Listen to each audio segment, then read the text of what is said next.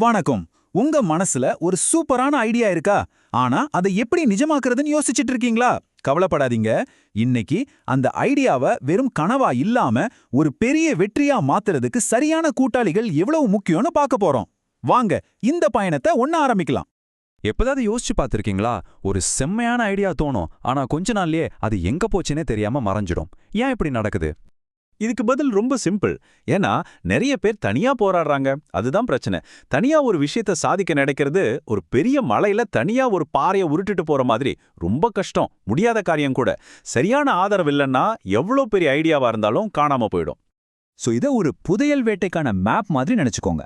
உங்க வெற்றிங்கிற புதையலை அடைய உங்களுக்கு கை கொடுக்க போற சரியான கூட்டாளிகளை எப்படி கண்டுபிடிக்கிறதுன்னு இந்த வழிகாட்டி சொல்லும். வாங்க சரியான பாதையை கண்டுபிடிப்போம். நம்மளோட இந்த பயணத்துல மொத்தம் 5 முக்கியமான ஸ்டேஜ் இருக்கு.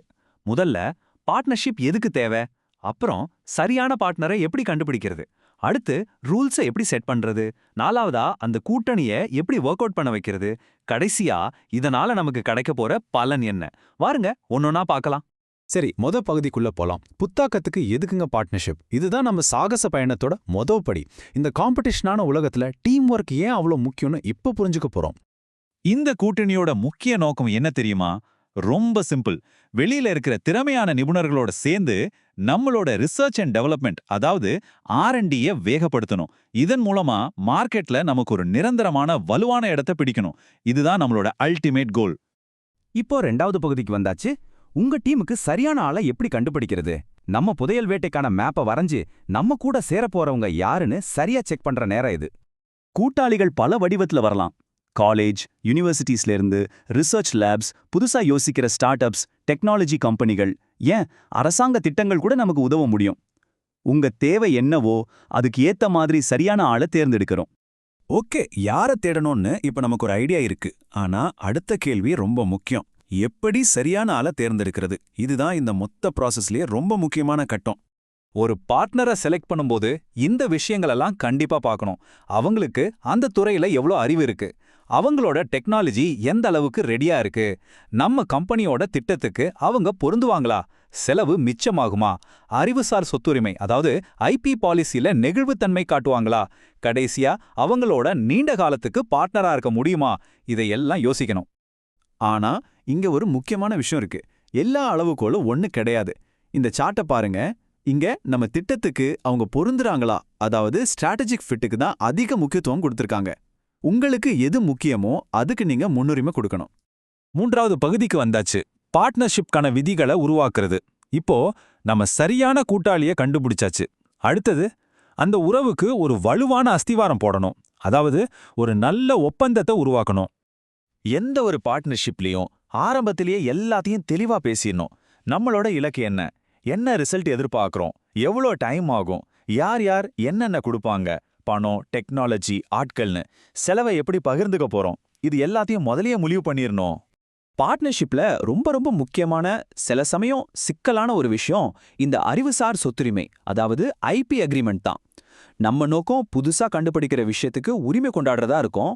அவங்க நோக்கம் அவங்களோட அடிப்படை டெக்னாலஜி உரிமையை விட்டு கொடுக்காம இருக்கிறதா இருக்கும். 2 பேருக்கும் ஏத்த மாதிரி ஒரு தெளிவான ஒப்பந்தம் போட்டா பின்னாடி வர பிரச்சனைகளை தவிர்க்கலாம். பகுதி 4. இந்த ஒத்துழைப்பை ஜெயிக்க வைக்கிறது. சரி, அக்ரிமெண்ட் எல்லாம் போட்டாச்சு. இனிமேதான் அசல் வேலையே இருக்கு. இந்த கூட்டணியை எப்படி வெற்றிகரமா கொண்டு போறது? வாங்க பார்க்கலாம். கவர்னன்ஸ் சொன்னா பெரிய வார்த்தையா தோணலாம். ஆனா பயப்பட வேண்டாம். இதோ பாருங்க, 4 சிம்பிள் ஸ்டெப்ஸ் தான். முதல்ல 2 டீம்ல இருந்தும் ஆட்களை வச்சு ஒரு கமிட்டி உருவாக்குங்க. 2வது, மாசமோ 3 மாசத்துக்கு ஒரு தடவையோ மீட் பண்ணி பேசுங்க. 3வது, ரிப்போர்ட் பண்றதுக்கு ஒரு பொதுவான ஃபார்மேட்டை முடிவு பண்ணுங்க.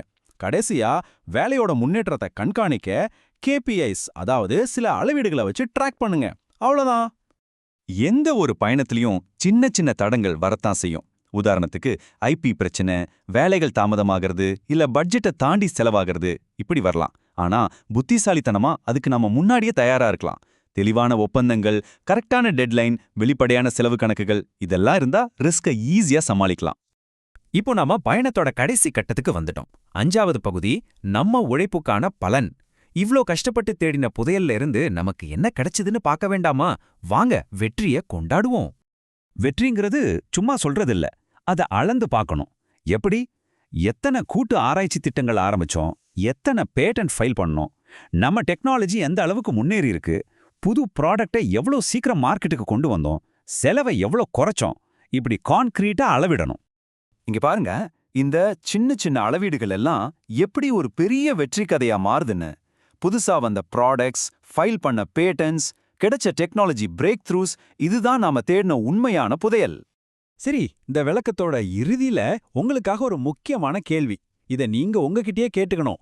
டெக்னாலஜி முன்னேற்றம், ஆராய்ச்சி ஒத்துழைப்பு மற்றும் உத்திப்பூர்வமான ஒருங்கிணைப்பு மூலமா எந்த புத்தாக்க கூட்டாளிகள் நமக்கு அதிகபட்ச மதிப்பை கொடுப்பாங்க?